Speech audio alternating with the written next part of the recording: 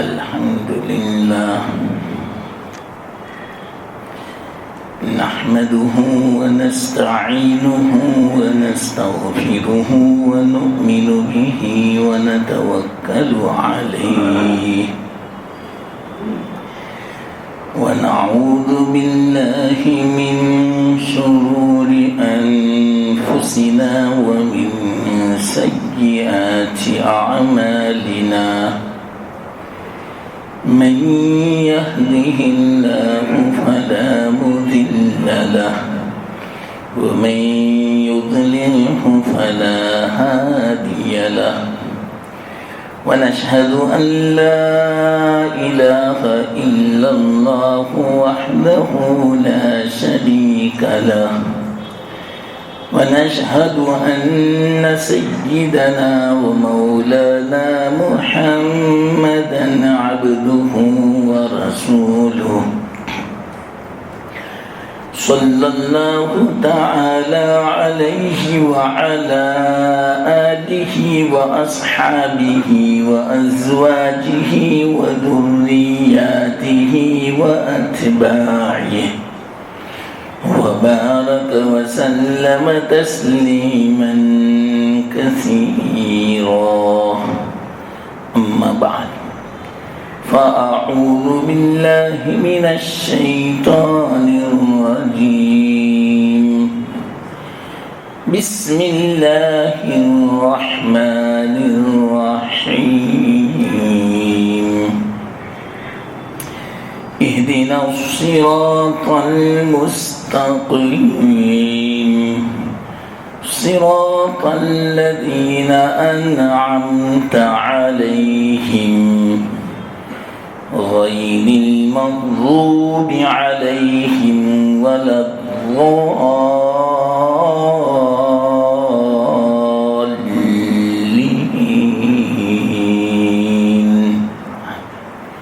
صدق الله العظيم.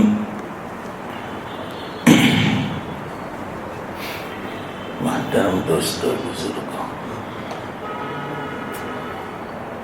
ہماری بات چل رہی تھی کہ یہ دعا ہے صراط مستقیم کی ہدایت کی. تو جس وقت ہم مثال کے طور پر ایک عمل بتایا تھا میں نے کہ نماز میں ہو اگر تو اس وقت یہ آیت تلاوت کرتے، تو نماز تو خود صراط مستقیم ہے، یہی تو سیدھا رستہ ہے، اور نماز پڑھنا یہ گویا ہدایت ہے. پھر کیا مطلب اس کا؟ یہ میں سمجھا رہا تھا. ایک جواب تو سمجھا دیا کہ اس سے مراد صرف ایک نماز نہیں ہے، پوری زندگی کی نمازیں مراد ہے. نوافل بھی، سنن بھی، واجبات بھی، دوسرے فرائض بھی. ہماری جب تک عمر ہے باقی، وہاں تک بھی جتنی نمازیں ہیں، یا اللہ ان تمام نمازوں کی ہمیں توفیق دینا، یہ مراد ہے. تو کتنی زبردست دعا ہے ہم روزانہ مانگ رہے ہیں، دن میں کتنی مرتبہ. تو اس تصور کے ساتھ مانگیں. دوسرا جواب سمجھا رہا تھا میں، جو امام راضی رحمت اللہ علیہ نے دیے ہیں، بہت بڑے مفسر ہیں، ان کا جواب میں نقل کر رہا ہوں. دوسرا جواب ہے، نماز تو ہم پڑھ رہے ہیں لیکن معلوم نہیں قبول بھی ہے یا نہیں. اور یہی وہ چیز ہے کہ بڑے بڑے اولیاء اس بات سے کانپتے تھے، رات دن اللہ کی عبادت میں، لیکن پھر بھی خوف تھا کہ اللہ بے نیاز ہے، معلوم نہیں قبول کرے یا نہیں، اس لیے اس کو معمولی مسئلہ، اصل قبولیت ہے۔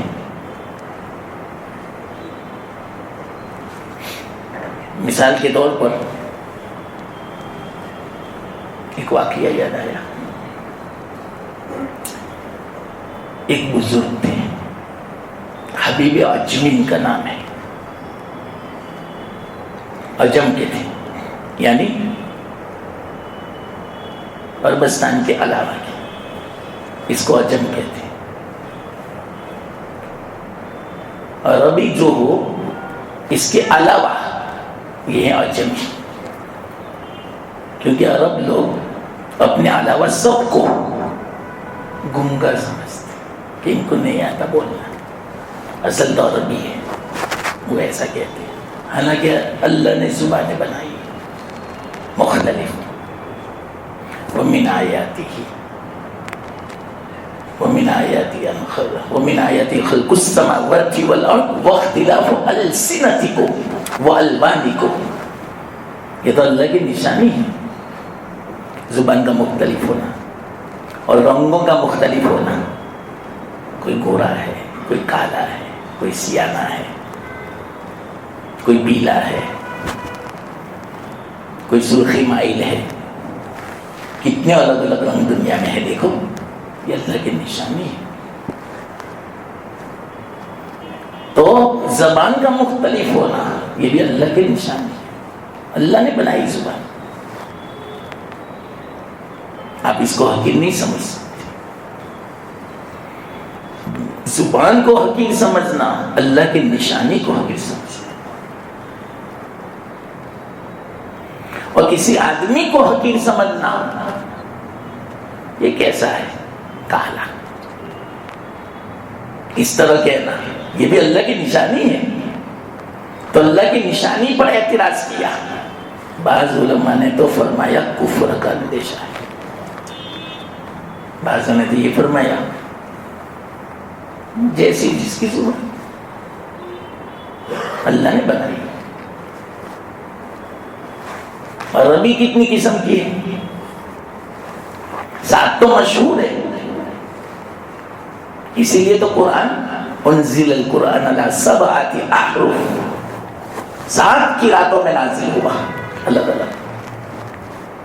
اس کے علاوہ تو دوسری بہت ساری زبانیں ہیں عربی میں، ہر ایک کا طریقہ الگ، بولنے کا انداز الگ، جیسے گجراتی کتنے الگ ہیں، بروچ کے الگ، سورت کے الگ، بڑودا کے الگ، کاٹھیاواڑ کے الگ، پالنپور کے الگ، یہ کوزمبا جو علاقہ ہے اس کی الگ، کتنی الگ گجراتی، تو آپ حقیق نہیں سمجھ سکتے۔ لیکن کیا کریں، عرب لوگ عجم کہتے تھے، گنگے، بولنا ہی نہیں آتا۔ خیر جو بھی ہو، عربی کے علاوہ اس کو عجمی کہتے ہیں۔ تو حبیب عجمی، ان کی تو مادری زبان ہے عربی تو، اور عربی میں بعض الفاظ نہیں ہیں جو گجراتی میں، تو ہے، اور ہے، ہے، بہت سارے ایسے الفاظ نہیں ہیں، تو عرب لوگ نہیں بول سکتے، تھر نہیں بول سکتے ہو، پا بھی نہیں بول سکتے ہو، چو بھی نہیں بول سکتے، تو ٹماٹا وہ نہیں بول سکتے ہو، بس ان کی زبان ایسی ہے۔ تو وہ جس طرح ہمیں یوں کہتے ہیں کہ تمہیں کہاں صحیح عربی بولنا آتا ہے، تو ہم یوں کہہ سکتے ہیں کہ تمہیں بھی کہاں صحیح اردو بولنا آتا ہے، کمی ہے کوتاہی ہر ایک کی۔ تو حبیب عجمی ان کے تلفظ ایسے نہیں تھے جیسے عرب، خالص عرب جو ہوتا ہے ایسا، حسن بصری رحمت اللہ علیہ کے مرید تھے، خلیفہ، جہاں سے سلسلہ شروع ہوا تصوف کا، حضرت علی کے بعد سے حسن بصری۔ حسن بصری بہت فصیح و بلیغ تھے۔ اس زمانے میں لوگ بھی کہتے تھے حسن بصری حجاج بن یوسف، اس کا کوئی مقابلہ نہیں کر سکتا، فصاحت و بلاغت۔ حجاج حسن بصری رحمت اللہ علیہ کی وجہ لکھی، ان کی اماں ام سلمہ کی خادمہ تھی، ام المؤمنین ام سلمہ۔ تو بچے تھے حسن بصری رحمت اللہ علیہ، 1-2 سال کی۔ ام سلمہ جب کسی کام کے لیے اپنی خادمہ کو بھیجتے اور آنے میں دیر ہو جاتی تو حسن بصری بہت روتے تھے بچے۔ ام سلمہ ان کو گود میں لیتے، کتنے خوش نصیب ہیں، اور اپنی چھاتی منہ میں دیتے۔ ماں، اللہ کے رسول صلی اللہ علیہ وسلم، ام المؤمنین۔ ایسا لکھا ہے کتابوں میں کہ دودھ نکل آتا تھا، حسن بصری نے ماں کا دودھ پیا، ام المؤمنین ام سلمہ کا، تو ماں ہو گئی، کوئی پتہ نہیں، ماں ہو گئی، جیسی اپنی ماں حقیقی، ایسی رضائی ماں حسن بصری کی رحمت اللہ علیہ، ام سلمہ تھی۔ تو وہاں پرورش پائی تھی حسن بصری رحمت اللہ علیہ نے، اللہ کے رسول صلی اللہ علیہ وسلم کے گھرانے میں، اہل بیت میں۔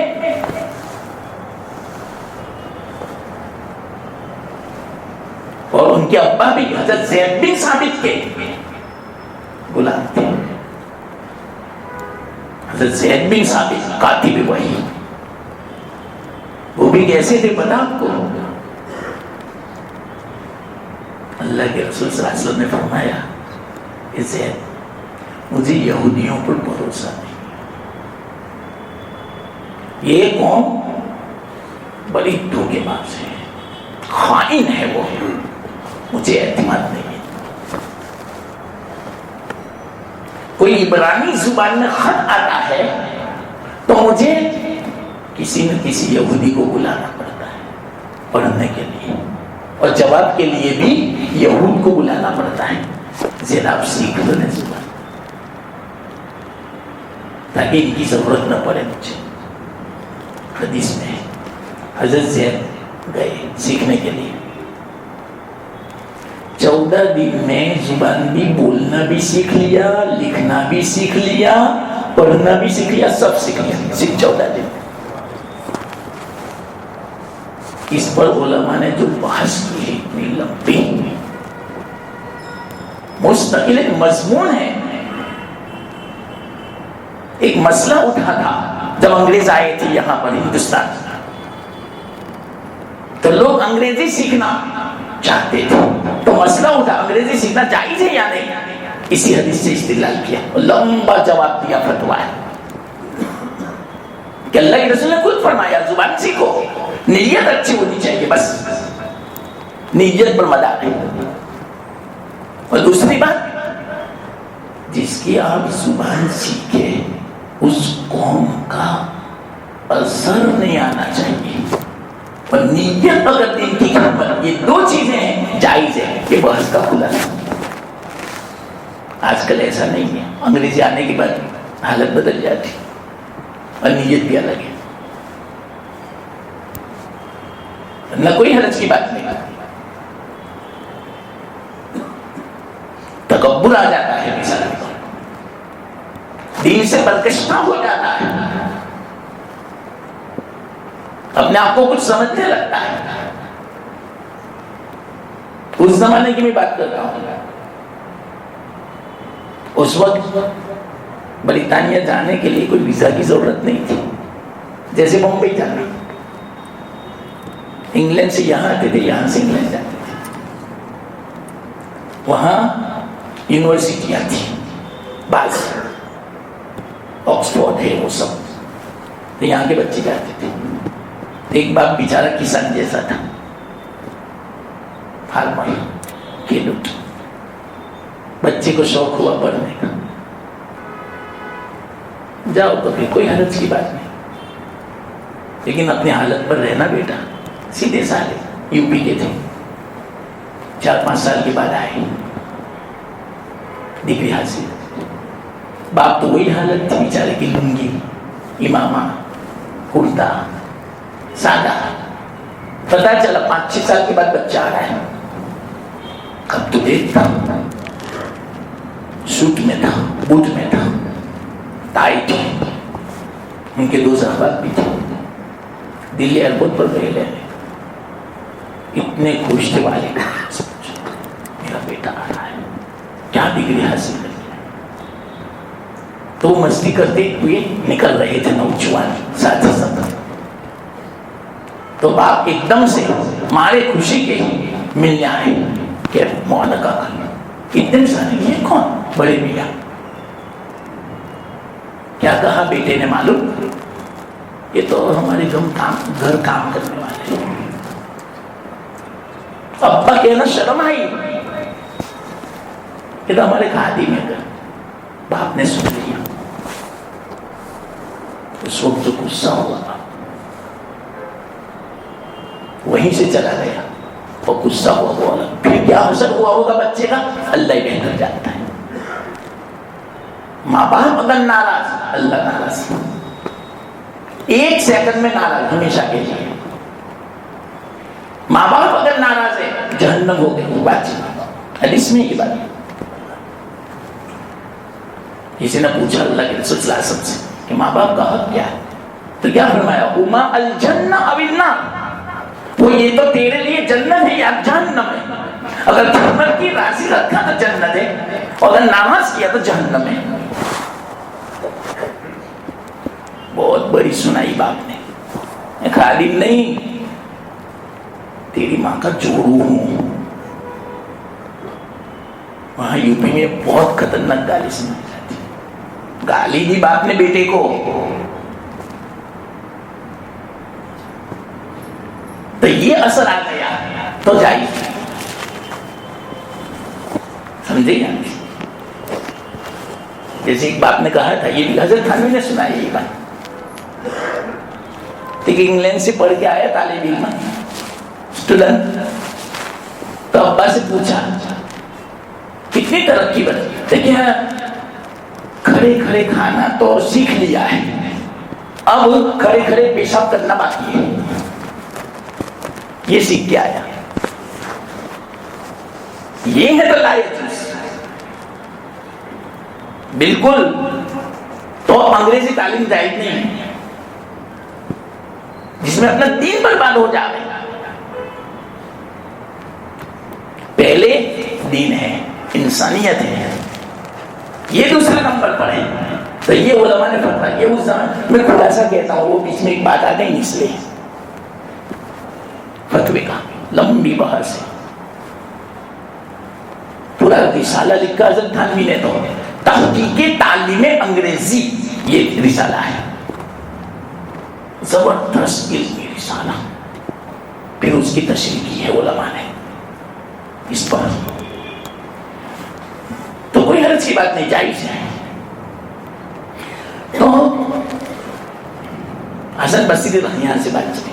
حسن بصری رحمت اللہ علیہ بڑے فصیح ان کا قرآن، کیونکہ زبان عربی تھی. ام سلمہ کا دودھ پیا تھا. تو ایک مرتبہ کیا ہوا، رات کو کہیں جا رہے تھے، حبیب اجمی اپنے گھر میں نماز پڑھ رہے تھے. تہجد کا وقت، تلاوت کر رہے تھے. لیکن اجمی ہوتا ہے، فرق تو پڑے گا عربی اور اجمی میں. ہاں بازوں کا تلفظ بہت اچھا ماشاء اللہ، جیسے ہمارے قاری صاحب، پتہ نہ چلے. نماز پڑھ رہے ہیں, زور زور سے تلاوت کر رہے ہیں. حسن بصری رحمت اللہ علیہ کو خیال ہوا کہ لاؤ میں بھی ان کے پیچھے نماز پڑھوں. تو نماز شروع کی, قرآن سنا, نماز توڑ چلے گئے. کہا یہ کیسا قرآن پڑھتے ہیں, یہ قرآن اس طرح تھوڑی پڑھنے کا. اب ان کی استطاعت ایسی ہی تھی, بس اسی طرح وہ تلفظ ادا کر سکتے تھے, فرق تو پڑے گا. چلے گئے. گویا ایک اعتبار سے دل میں انکارات آ گئے, یہ کیسے پڑھتے ہیں, نہیں پڑھتے صحیح. وہ اپنے اعتبار سے کوشش کی, سب کچھ کیا, لیکن عرب جیسا طرز وہ کہاں سے لاتے ہیں, اور اس زمانے کا, اور حسن بصری کا. ایسا تو مشکل ہے. اس کا یہ مطلب نہیں کہ صحیح نہیں پڑھتے تھے, صحیح تھا, لیکن فرق تھا تھوڑا سا.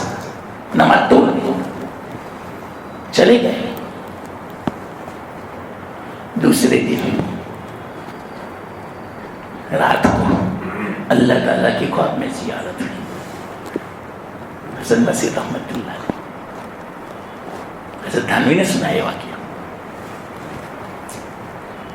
حسن بصری بہت خوش ہیں, خواب ہی میں اللہ سے باتیں کرتے ہیں, یا اللہ دلنی علی اقرب الطریق الیک, تجھ سے سب سے زیادہ قریب کرنے والا رستے کی رہنمائی کرو, تاکہ میں وہ رستہ اختیار کروں جس سے آپ کا قرب حاصل ہو. یاد رکھنا, قرب کی کوئی انتہا نہیں, اس سے زیادہ کوئی قرب ہو سکتا ہے. اور حسن بصری جیسے دنیا میں جتنے سلسلے ہیں, چشتیہ, نقشبندیہ, قادریہ, سربت, سب حسن بصری تک جاتے ہیں. جتنے بھی خانقاہیں ہیں, اولیاء, مشائخ, سب ان کا شجرہ, سلسلہ وہاں جاتا ہے. حسن بصری کتنا اونچا عمل, کتنا ثواب ملے گا ان کو, سب صدقہ جاریہ. انہوں نے سکھایا, حضرت علی سے انہوں نے سیکھا.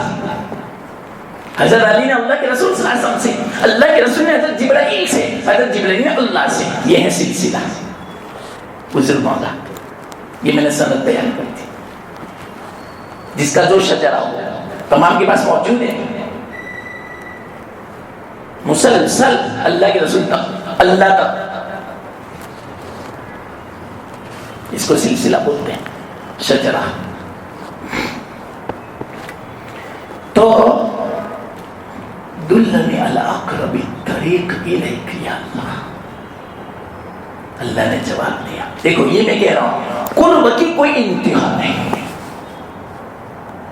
جتنا تم اللہ کا قرب حاصل کرو گے, حقیقت میں آپ یوں سمجھو گے ابھی تو بہت کچھ حاصل کرنا ہے. یہ عجیب بات, یہ کس کو محسوس ہوگا معلوم؟ جو عمل کرے گا اس کو. جو عمل نہیں کرے گا اس کو یہ محسوس نہیں ہوگا. وہ کیا کہے گا, نماز پڑھ لیتا ہوں کافی ہے. بعض لوگ تو کیا جمعہ تو پڑھتا تھا, اسی کو کافی سمجھتا ہے. اور جو جتنا اللہ کا مقرب بندہ ہے, کوئی نفل نہیں چھوڑتا, کوئی حکم نہیں چھوڑتا, تلاوت پابندی سے, ذکر پابندی سے, تہجد پابندی سے, نماز تکبیر اولا, اس کے باوجود سمجھتا ہے میں کچھ نہیں ہوں, میں نے کچھ نہیں کیا. یہ ایک عجیب کیفیت ہوتی ہے, بیان ہی نہیں کر سکتے اس کو. تو اللہ کے قرب کے لامحدود رستے ہیں اللہ تک پہنچنے کی. لیکن یاد رکھنا, جنید بغدادی رحمت اللہ علیہ نے فرمایا کہ اگرچہ طرق الوصول الى اللہ بعدد انفاس الخلائق, اللہ تک پہنچنے کے راستے کتنے ہیں معلوم؟ دنیا میں کتنی مخلوق ہیں, ان تمام کے سانسوں کو جمع کیا جاوے, جتنے سانس ہیں ساری مخلوق کے, اس سے بھی زیادہ راستے ہیں اللہ تک پہنچنے کے. جنید بغدادی. لیکن کلھا مسلوک، سب بند ہے رستے الا باتباع سنت،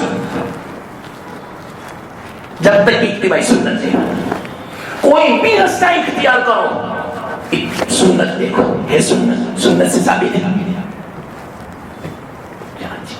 بہت علمی بات ہے، یہ مستقل مضمون ہے۔ تو ایک بات پر یہ ضروری تھی، اس لیے میں نے بیچ میں سمجھائی۔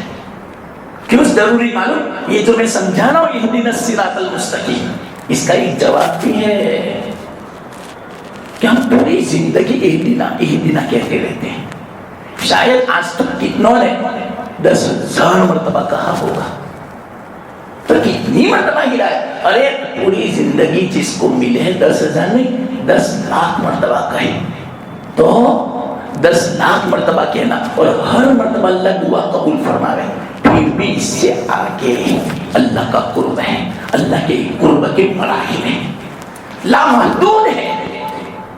اللہ کے رسول صلی اللہ علیہ وسلم سے زیادہ کوئی مقرب ہو سکتا ہے، کوئی محبوب ہو سکتا ہے؟ آخر تک پوری زندگی اللہ کے رسول نے فرمایا اہدنا الصراط، اہدنا، اور قرب دو، اور قرب دو۔ تو اس سے پتا چلا یہ دعا کتنی اہم ہے۔ یہ بات ایک دم بیچ میں آ گئی، اس لیے میں نے تھوڑی تفصیل کر دی۔ قرب کے درجات لامحدود ہیں، جب اس راستے میں چلو گے نہیں تو پتا چلے گا۔ کوئی ڈگری حاصل کرنا چاہتا ہے نہیں، کسی کو پتا ہے اس ڈگری حاصل کرنے میں بیچ میں کتنی مشقت مجاہدہ کرنا پڑتا ہے، کتنی گھاٹیوں کو، وادیوں کو عبور کرنا پڑتا ہے، آسان نہیں ہے۔ اور جو چلنا نہ چاہے اس کو پتا ہی نہیں کہ اس راستے میں کانٹے کتنے ہیں، اس راستے میں نشے و فراز کتنا ہے، اس راستے میں روڑے کتنے آتے ہیں، اس راستے میں رکاوٹیں کتنی آتی ہیں۔ جو چلنا ہی نہ چاہے اس کو محسوس نہیں ہوگا۔ اسی طرح جو اللہ کے راستے میں چلتا ہے نا، اس کو پتا چلتا ہے کہ اس میں کیا ہے، انقباض بھی ہے، قبض بھی ہے، عجیب و غریب حالات پیش آتے ہیں، ایسے حالات کہ آدمی یوں چاہتا ہے بس میں مر جاؤں، ایسا لگتا ہے کہ اللہ تعالیٰ مجھ سے محبت نہیں کرتے، اللہ مجھے دور کرنا چاہتے ہیں، ایسے بعض مرتبہ حالات پیش آتے ہیں۔ ارے ہم تو کیا اللہ کے رسول صلی اللہ علیہ وسلم کو پیش آتے 3 سال اللہ کے رسول 3 سال تک یہ حالت تھی، یہاں تک کہ اللہ کے رسول صلی اللہ علیہ وسلم فرماتے ہیں وہ 3 سال جو میرے گزرے ہیں میں جانتا ہوں، بعض مرتبہ میں پہاڑ پر جاتا تھا چھلانگ لگانے کے لیے، خودکشی کرتی ہے، مجھ سے برداشت نہیں ہوتا اللہ کی جدائی، کیوں اللہ پوچھتا نہیں مجھے؟ یہ آزمائش ہے اصل میں۔ بندے کو اللہ تعالیٰ جب ترقی دینا چاہتا ہے تو غم میں مبتلا کرتا ہے۔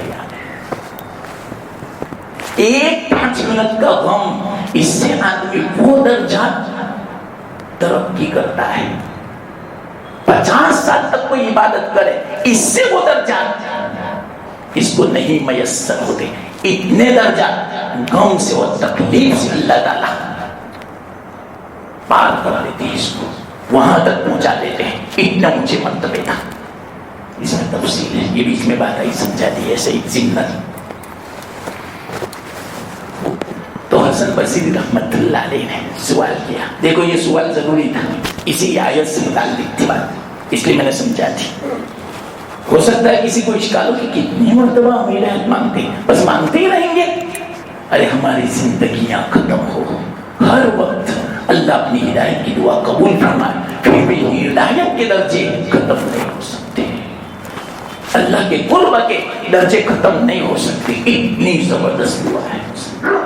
اس کو سمجھو، آپ معمول مت سمجھنا اس دعا کو، صرف دعا میں سمجھا رہا ہوں الحمدللہ 10 اتوار سے، صرف ابھی اہدنا الصراط المستقیم سمجھا رہا ہوں۔ تو کیا ہوا؟ سوال کیا، اللہ نے جواب دیا۔ حسن کیا جواب دیا معلوم؟ کہ سب سے زیادہ قرب والا راستہ، سب سے زیادہ قبولیت والا، سب سے زیادہ مقرب والا رستہ کون سا ہے؟ کیا کہا معلوم حضرت اللہ نے؟ الصلاۃ خلف الحبیب الاجمی، حبیب اجمی کے پیچھے نماز پڑھنا، یہ سب سے زیادہ قرب والا رستہ ہے میرا۔ لو آنکھیں کھل گئی، میں تو حقیر سمجھتا تھا، میں تو سمجھتا تھا کیسا قرآن پڑھتے ہیں، یہ تو اللہ کے یہاں مقرب ہے۔ اور کیسے مقرب؟ ان کے پیچھے جو نماز پڑھے گا وہ بھی مقرب ہے۔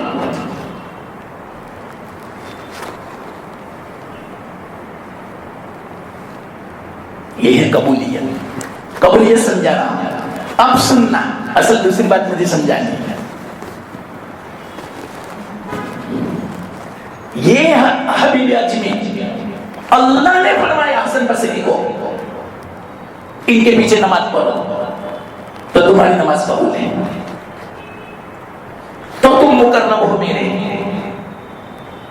کیا گزری ہوگی بتاؤ اس کو، حسن بصری کو۔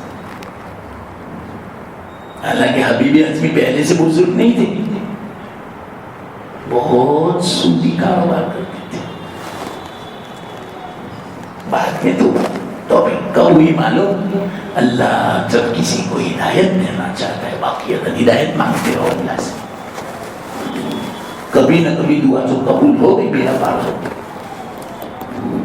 تو حبیب اجمی کبھی گھر پہ سالن نہیں پکتا تھا، جن کو سود پہ پیسے دیے ہوتے وہ پیسے جب نہ دیتا اس کے گھر سے سالن پکا ہوا اٹھا لاتے، اتنے خطرناک تھے۔ صبح شام نیا سالن گھر میں پکتا ہی نہیں، لوگوں کا اٹھا کے لے آتے۔ ایک مرتبہ کیا ہوا، ایک آدمی کے گھر گئے پیسے لے کے، پیسے نہیں تھے، زبردستی لاؤ کیا ہے ہانڈی میں، ابھی تو پکانا کے لیے گوشت رکھا ہے، کچا گوشت لے گئے۔ گھر آئے، بیوی سے کہا کیا کچا گوشت آپ پکا لو، پکا لو تاکہ میں کھا کے بھی باہر جاؤں گا۔ ہانڈی میں رکھا گوشت پکانا شروع کیا، 1 گھنٹہ ہوا۔ حبیب اجمی فرماتے دیکھو نا 1 گھنٹہ ہو گیا پکتا نہیں، ابلتا ہے، کھولنے لگا۔ تو جب چمچے سے ہلایا ایک بھی گوشت کی بوٹی نہیں تھی، پورا خون سے بھری ہوئی تھی ہانڈی۔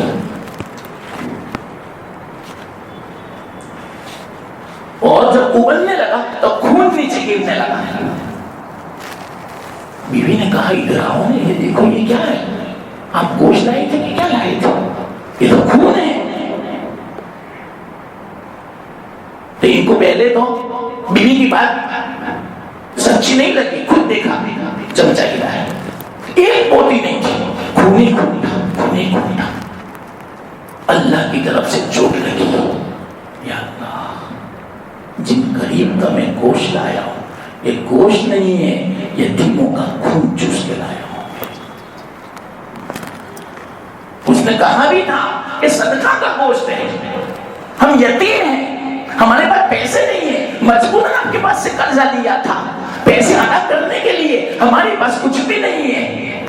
ٹھیک ہے، کچھ بھی ہو، چاہے صدقہ ہو کوئی بھی ہو، تمہارے لیے بیوی نے کہا تھا جائز نہیں ہے، ارے سب جائز ہے ہمارے لیے۔ تو خون کا خون، بچے رو رہے تھے، 2-3 دن کے بعد گوشت ملا تھا، وہ بھی صدقے کا، وہ بھی یہ لے کر چلے آئے۔ جو چوٹ لگی بس اللہ کی طرف سے ہدایت آ گئی کہ یا اللہ یہ میں گوشت نہیں لایا، یتیموں کا خون چوسا ہے میں نے۔ فوراً معلوم کی روئے، جتنوں کے بعد پیسے باقی تھے سب واپس کر دیے۔ اب ہدایت آ گئی، تو اکلی سچ پتی۔ یہ حبیب اجمی پوری زندگی یہ کیا تھا، آخر میں توبہ کی۔ حسن بصری رحمۃ اللہ علیہ کے ہاتھوں کتنے قریب ہو گئے آپ اس سے اندازہ لگاؤ۔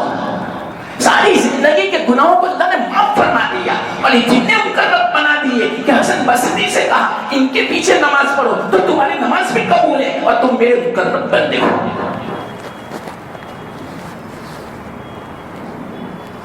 ہاں اب سنو، یہ بات پسند نہیں، میں نے آپ کو بتلایا کہ حبیب اعظمی کون ہے. اب سنو کیا اس سے سبق لینا ہے. اخیری حالت تھی، بڑے بڑے ان کے تو مشائخ تھے، ان کا تو انتقال ہو گیا حسن بصری رحمۃ اللہ علیہ کا. اب یہ تھے خلیفہ، ان کے مریدین تھے، خلفاء تھے، مشائخ تھے. جب حضرت کی طبیعت، حبیب اعظمی رحمۃ اللہ علیہ کی طبیعت آخری تھی، سب آئے تو دیکھا حبیب اعظمی رو رہے ہیں، بولا بھی نہیں جاتا. کسی نے ہمت کر کے پوچھا حضرت کتنا روتے ہیں، کتنا روتے ہیں، کیوں روتے ہو؟ کیا جواب دیا میں کہ سفر بہت لمبا ہے، توشہ ہے نہیں میرے پاس، اور ایسے آقا سے ملنا ہے جن کو پہلے کبھی میں نے نہیں دیکھا. کیا ہوگا، کیا منہ دکھاؤں گا؟ میں ایسی جگہ جا رہا ہوں جہاں میں تنہا ہوں گا، وحشت کا گھر ہے، اندھیرا بہت ہے، کیڑے مکوڑوں کا گھر ہے، اور ساروں قطار ہو رہے ہیں.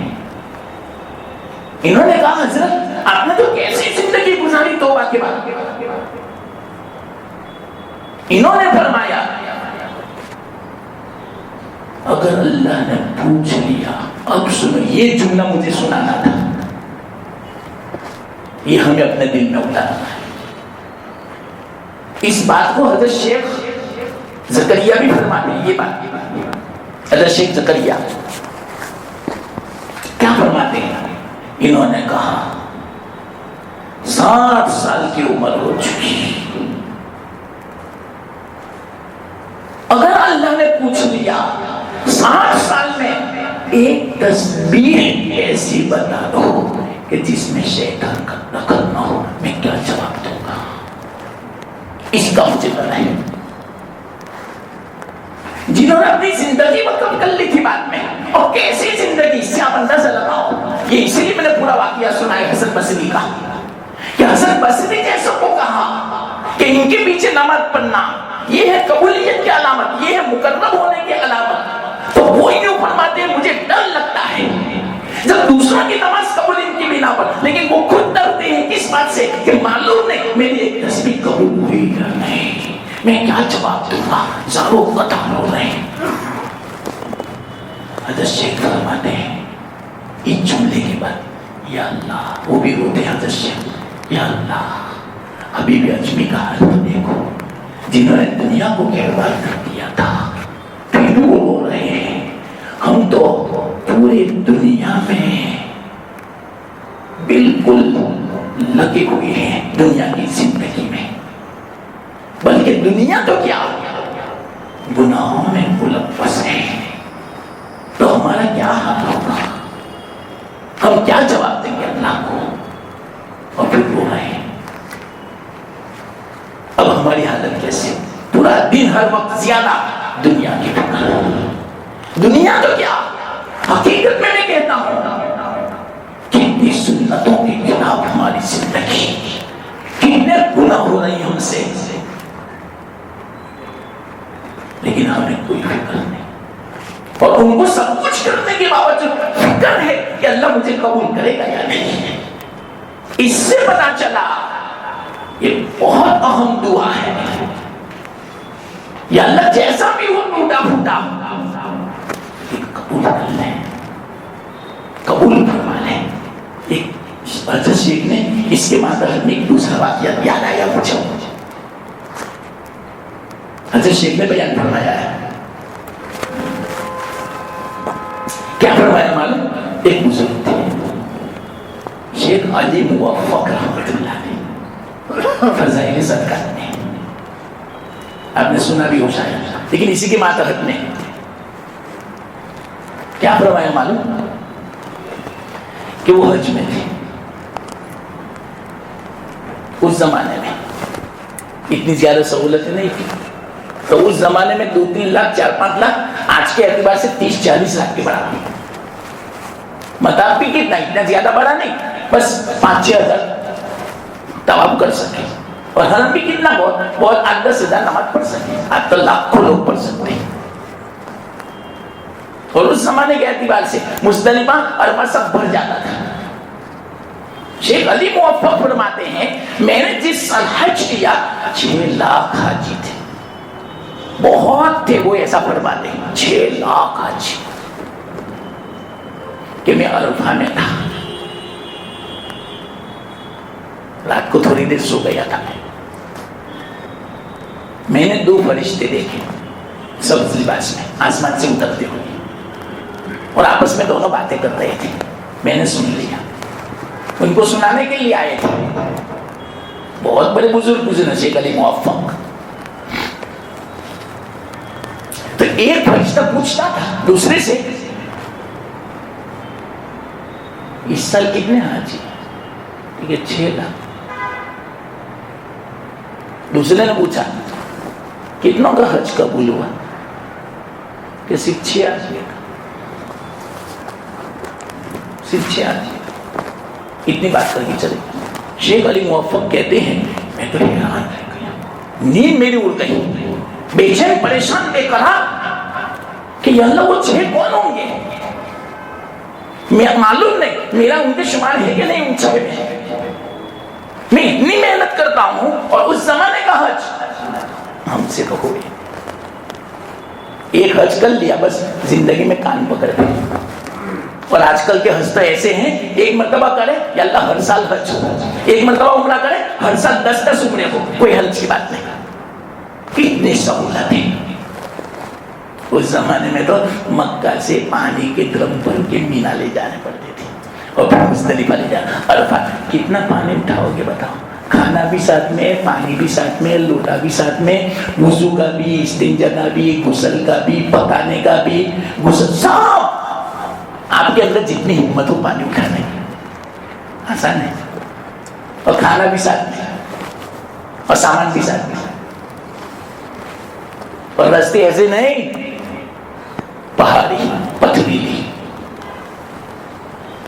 آپ اندازہ لگاؤ مکہ سے مدینہ اونٹ پر اگر کوئی جاوے 16 دن لگتے تھے، اور چل کے کوئی جاوے 2 مہینے لگتے تھے. تو کتنے پیدل جاتے تھے. اور راستے ایسے نہیں پیر بھی زخمی ہو جاوے، کان پکڑے گے نہیں. تو اس زمانے کی حج کی میں بات 6 لاکھ حج. تو کیا کہا صرف 6 آدمی اب حج قبول.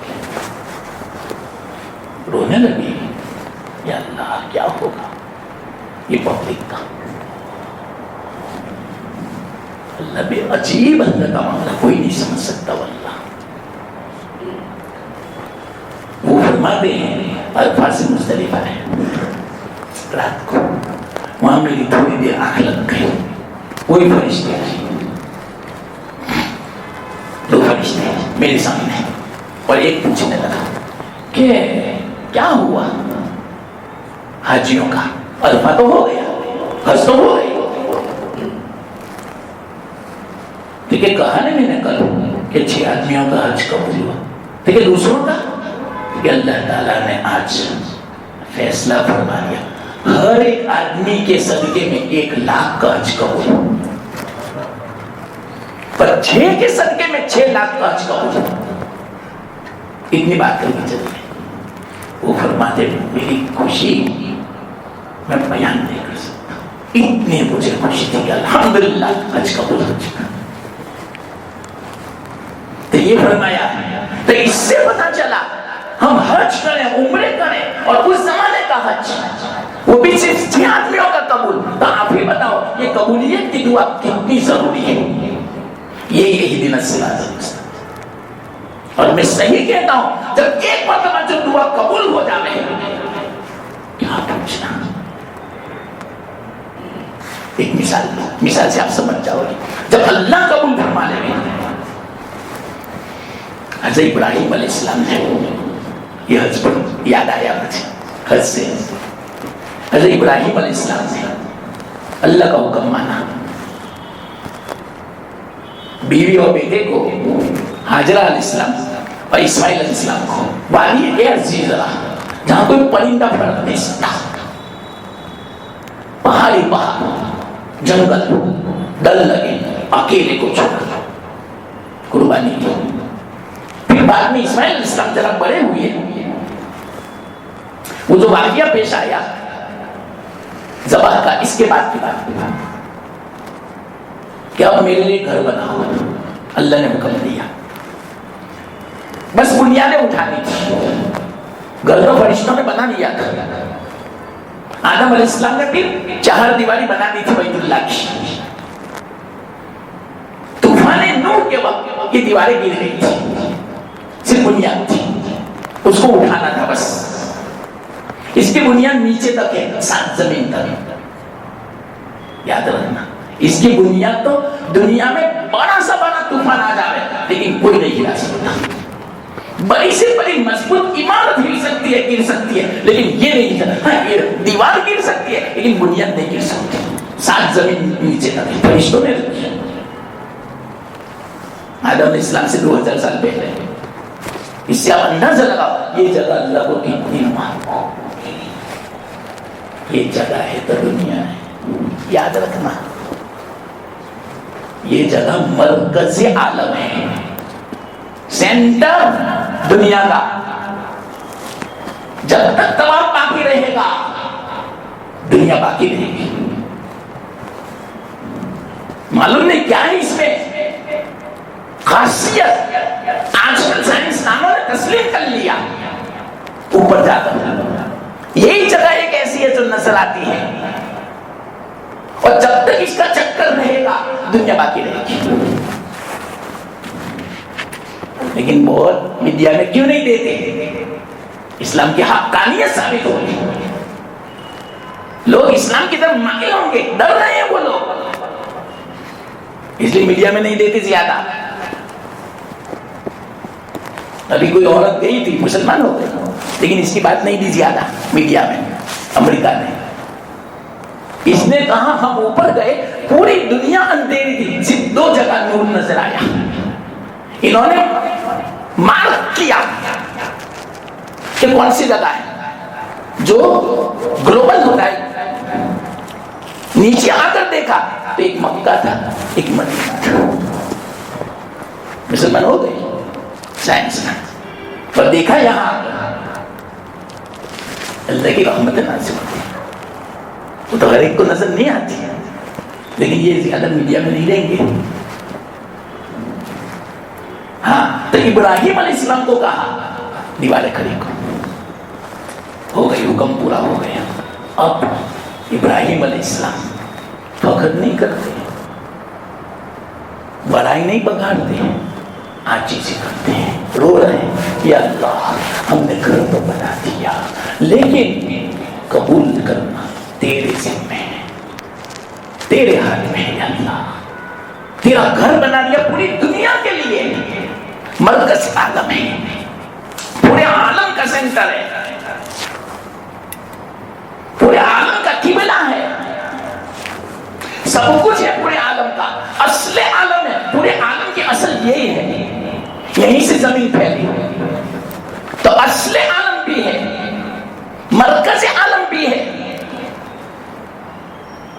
سب کچھ ہے، اس کے باوجود ابراہیم سب رو رہے ہیں اور دعا کر رہے ہیں، ایک ہی دعا کی اس وقت، ربنا تقبل منا، قبول کر لے اللہ، قبول کر لے۔ دیکھا اس سے پتا چلا قبولیت کی فکر کتنی ہوتی ہے۔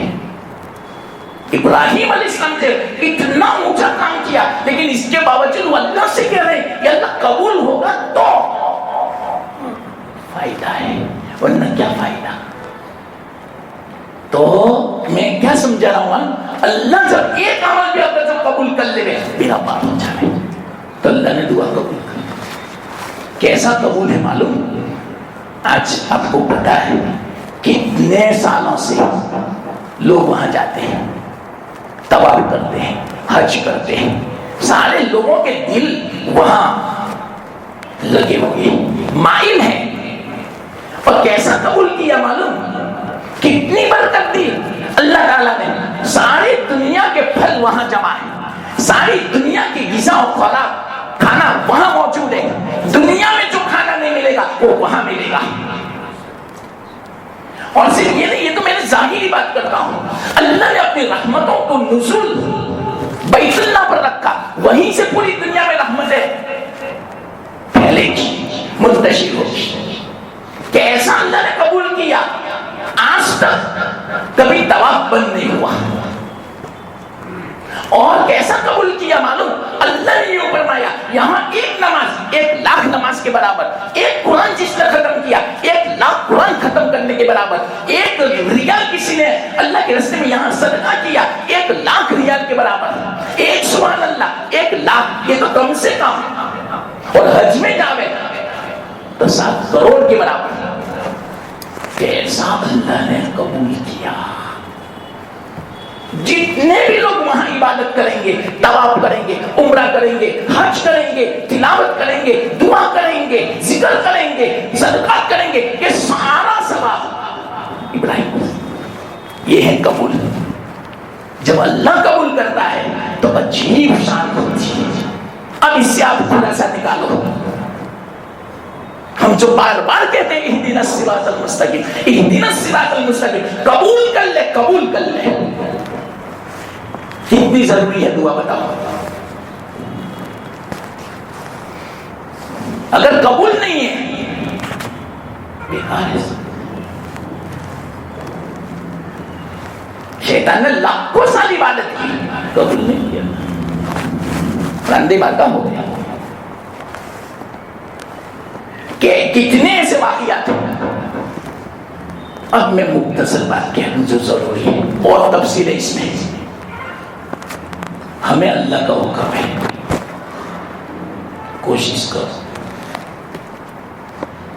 کہ جس کی بنا پر آپ کا عمل قبول ہو, پھر اللہ پر چھوڑ دو اور اللہ سے امید رکھو کہ انشاءاللہ اللہ قبول کرے گا. تو اللہ نے کیا فرمایا معلوم, قرآن سے سمجھ, وَمَنْ أَحْسَنُ دِينًا مِّمَّنْ أَسْلَمَ وَجْهَهُ لِلَّهِ وَهُوَ مُحْسِنٌ. وَمَنْ أَحْسَنُ, اس سے اچھا کون ہو سکتا ہے دین کے اعتبار سے؟ اس سے اچھا دین کس کا ہو سکتا ہے جس نے اللہ کے سامنے اپنے آپ کو سپرد کر دیا, سر تسلیم کر دیا اللہ کے لیے. وہ محسن, اس حال میں کہ وہ محسن ہو, اس نے عمل کرتا ہو. 2 چیزیں بیان کریں اس آیت میں, علماء فرماتے ہیں. پہلی جو بات ہے وجہہ للہ, اللہ کے لیے, یہ ہے اخلاص. وہ محسن, حسن عمل, اور حسن عمل بغیر اتباع سنت کے ہو ہی نہیں سکتا. یہ دل میں یہ بات بٹھا دو, علمی بات ہے. اس لیے علماء نے فرمایا 2 چیزوں کو لازم پکڑو اور اللہ پر چھوڑ دو, انشاءاللہ العزیز. اللہ سے کبھی امید ہے اللہ عمل قبول کر لے گا. کون سے 2 چیزیں؟ اس سے جو پہلا جو جملہ ہے اس سے خلاصہ نکلا اللہ ہی کے لیے ہو, یعنی اخلاص. وہ محسن, اس سے نکلا سنت کے مطابق ہو. اب خلاصہ کیا نکلا, کوئی بھی کام کرنا ہو اخلاص اللہ کے لیے کرو. نماز, تلاوت, صدقہ, عمرہ, حج, کسی کی خدمت کرنا ہے, کسی کی عیادت کرنا ہے, کسی کی مدد کرنا ہے, کسی کو تسلی دینا ہے, کسی کی دعوت میں جانا ہے, کسی کو ہدیہ دینا ہے, کوئی مقصد نہ ہو اللہ کے لیے ہو, اخلاص. دوسری شرط سنت کے مطابق, دونوں لازم ملزوم. اخلاص تو ہے, مثال کے طور پر مغرب کی نماز ہوئی, ابھی کوئی یوں کہے اللہ کے لیے میں پڑھتا ہوں, بالکل کامل اخلاص. نماز تو بہت بڑی عبادت ہے, 3 رکعت ایسی, میں تو 5 رکعت پڑھوں گا, 2 رکعت زیادہ پڑھوں گا. تو 2 رکعت میں آدمی کیا کرے گا؟ سورہ فاتحہ پڑھے گا، تلاوت کرے گا، تسبیح پڑھے گا. لیکن اللہ فرماتے ہیں ان 2 رکعت زیادہ پڑھنے کی بنا پر وہ پہلی 3 رکعت بھی قبول نہیں جاؤ، اگرچہ آپ کی نیت کیسی کیوں نہ ہو. کیوں؟ اللہ کے رسول صلی اللہ علیہ وسلم سے مغرب کی 5 رکعت ثابت نہیں ہے، 3 ثابت ہے. اس سے پتا چلا کہ 3 پڑھنی پڑے گی اور 3 اللہ ہی کے لیے پڑھنی پڑے گی تو قبول ہے. خلاصہ یہ نکلا. یہ تو ایک مثال دی میں نے. بہت دل چاہتا ہے فجر میں 2 رکعت سے کیا ہوتا ہے، میرا دل نہیں پڑھتا، میں تو 4 پڑھوں گا. ارے 4 پڑھو گے نا، منہ پہ بھی مار دی جائے گی وہ 4 اور اوپر سے سزا ہوگی، اللہ ناراض ہوگا. مولا کہ تم بہت بڑے آ گئے میرے رسول سے اور میرے حکم سے. میں نے تو 2 کا حکم دیا، میرے رسول نے تو 2 پڑھی، تم بڑے آ گئے 4 پڑھنے والے. سزا بھی ہوگی، گناہ بھی ہوگا اور منہ پہ مار دی جائے گی. حالانکہ میں نے گناہ نہیں کیا، غلط نہیں کیا اور اللہ کے لیے پڑھی 4 رکعت، لیکن پڑھی سنت کے خلاف. اس سے پتا چلا. اور اگر کوئی آدمی سنت کے مطابق 2 رکعت نماز پڑھتا ہے لیکن اللہ کے لیے نہ ہو، دکھلاوے کے لیے ہو، پھر بھی قبول نہیں. اس سے پتا چلا کہ دونوں چیزیں لازم ملزوم، یہ دونوں چیزیں ہر کام میں ساتھ ساتھ میں ہونا چاہیے تو قبول ہوگا. یہ میں نے ایک علمی بات بتائی جو قرآن سے بھی ثابت ہے اور اللہ نے یہ فرمایا ہے. کہاں ہے دوسری جگہ معلوم؟ تبارک الذی بیدہ الملک وہو علی کل شیء قدیر الذی خلق الموت والحیات. کیوں موت اور زندگی پیدا کی ہے دنیا کو؟ لیبلوکم، آزماوے تم کو، ایکم احسن عملا، کہ تم میں بہترین عمل کون کرتا ہے. اس کے ماتحت میں مفسرین یوں فرماتے ہیں بہترین عمل کا مطلب اخلاص اور اتباع سنت کے مطابق. یہ فرمایا. تو ہمیں اگر فکر ہے سنت کے مطابق کوئی بھی کام کرو، سنت کے مطابق اللہ کے لیے. اب میں کتنی مثال دوں، الارم بچ گیا ورنہ میں اب مثالیں سمجھاتا، مختصر سمجھاتا.